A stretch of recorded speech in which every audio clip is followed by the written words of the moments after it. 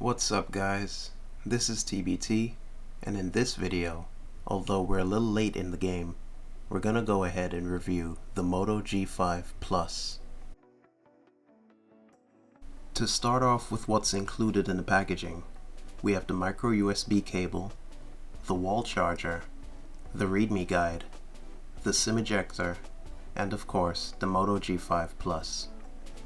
On the front, we have a Gorilla Glass 3 5.2-inch 1920 by 1080 IPS display with a pixel density of 424 pixels per inch. Beneath the display is a fingerprint sensor. Above the display, we have a 5 megapixel front-facing camera, a front-facing speaker, and a micro SD and nano SIM tray. On the right side, we have the volume and power keys. On the bottom, we have a micro USB charging port, a headphone jack, and on the back, we have a noise cancelling microphone as well as a 12 megapixel camera with the ability to record in 4K at 30 frames per second.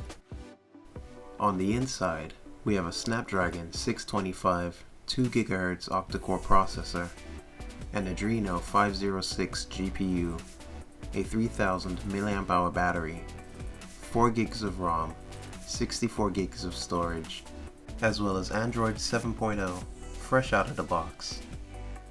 All these technical details about the Moto G5 Plus translates into a consistent and smooth user experience.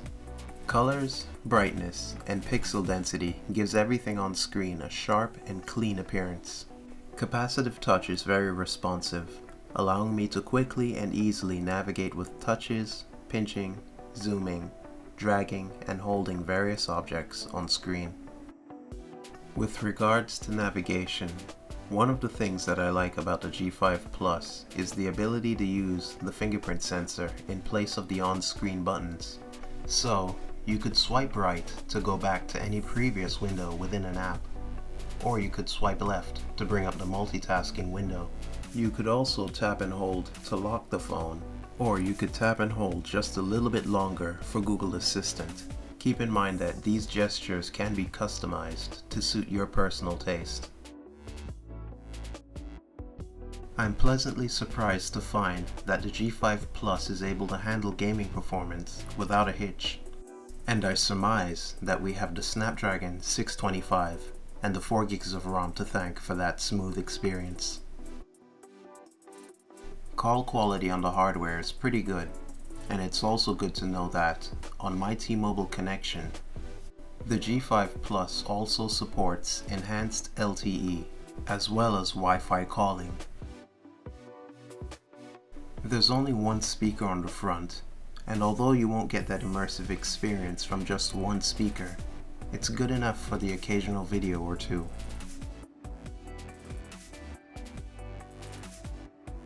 With the camera, while indoor shots weren't all that great, and although there were times when I had issues focusing and maintaining that focus on a subject up close, once you've got good lighting and a steady hand, you'll be able to take some decent shots. And a steady hand is very important here, as there's no optical image stabilization.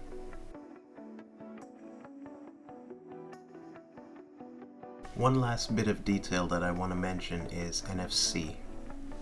The G5 Plus on Amazon doesn't advertise NFC, however Android Pay is possible on this device. Maybe NFC is available, but it's only limited to Android Pay. I'm not sure, as I'm guessing at this point. If you have any insight on this, leave a comment down below. With the camera being a weak point, I feel that everything else about the G5 Plus, the internals, the call quality, the fingerprint sensor that can be used for gesture-based navigation, the curved aluminum finish, and the near-stock Android experience makes the G5 Plus a worthwhile device to consider if you're in the market for a relatively inexpensive smartphone with good overall performance. And with that, we're going to bring this video to a close. At this point, I want to thank you guys for taking the time to watch this video. And if you haven't, then leave a like, comment, share, and subscribe to my channel for more videos like this one. This is TBT, and I'll see you in the next video. Peace.